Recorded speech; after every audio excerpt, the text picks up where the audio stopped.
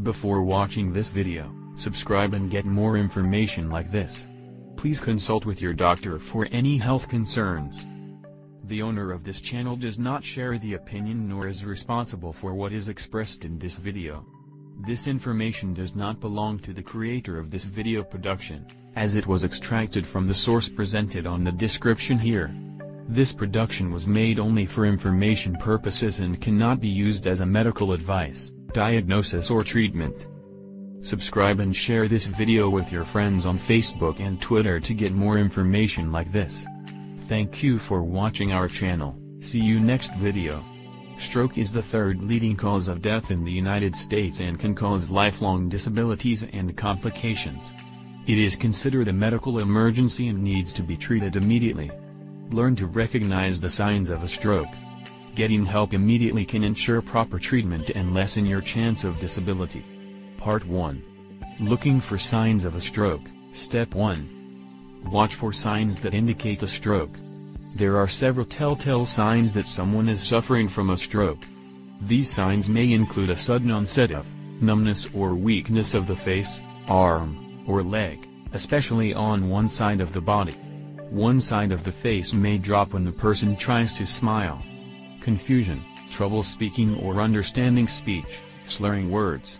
Trouble seeing in one or both eyes, blackened vision or seeing double.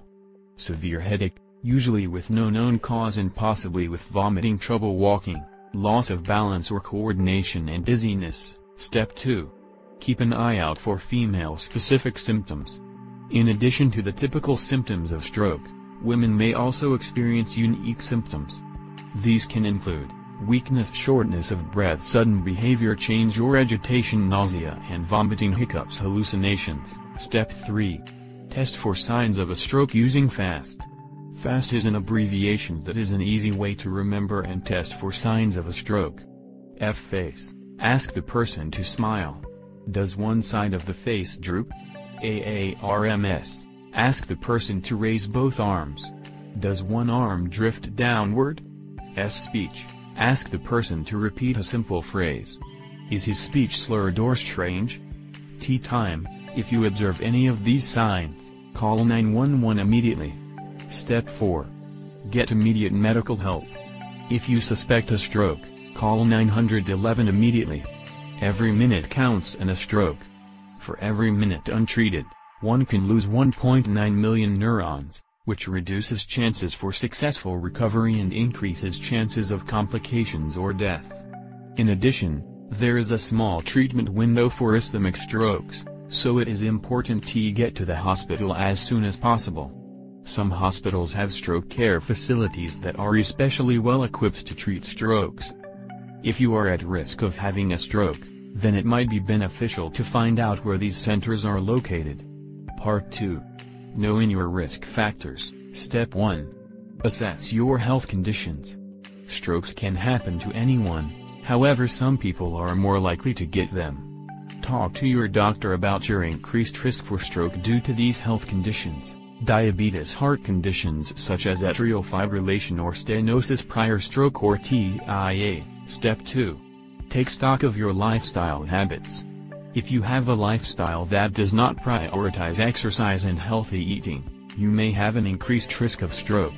Some of the lifestyle habits that might increase your risk include being overweight or obesity, physical inactivity, heavy drinking or illicit drug use, smoking, high blood pressure, high cholesterol. Step 3. Look into your genetics. There are certain unavoidable risks that you may be facing. These include your age. After 55 years old, your risk doubles for every decade. Your ethnicity or race. African Americans, Hispanics and Asians have a higher risk of stroke. Women have a slightly higher risk. Your family history of stroke. Step 4. Determine if you have other risk factors because you're a woman. There are other factors that can impact a woman's risk of stroke.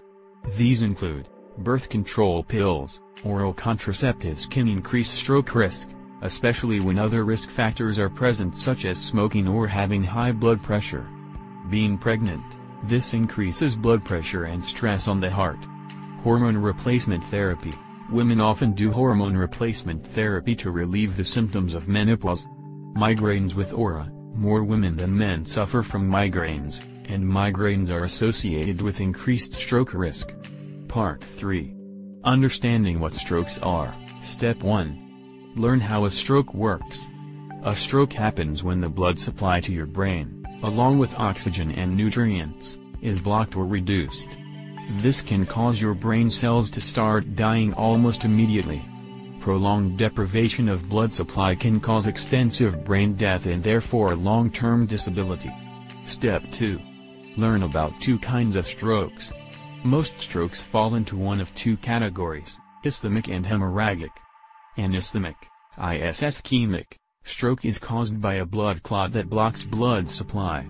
Most, about 80%, of strokes are ischemic. A hemorrhagic stroke is caused by a rupture of a weakened blood vessel in the brain. This causes blood to leak out in the brain. Step 3. Learn about transient ischemic attacks. These types of strokes, also known as TI, are mini-strokes.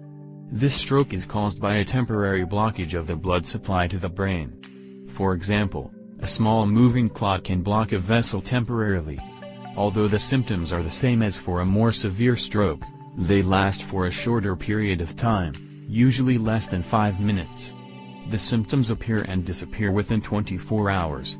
However, you cannot tell whether you experienced a TIA or stroke only by timing and symptoms.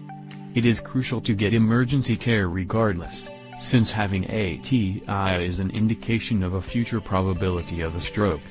Step 4. Be aware of the disabilities caused by strokes. Disabilities after a stroke can range from problems moving, paralysis, problems thinking, speaking, memory loss etc. They can be mild to severe depending on how serious the stroke, size of clot, extent of brain damage was and how long it took for the patient to receive treatment. The owner of this channel does not share the opinion nor is responsible for what is expressed in this video.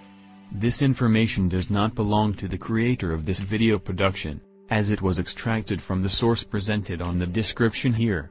This production was made only for information purposes and cannot be used as a medical advice, diagnosis or treatment. Subscribe and share this video with your friends on Facebook and Twitter to get more information like this. Thank you for watching our channel. See you next video.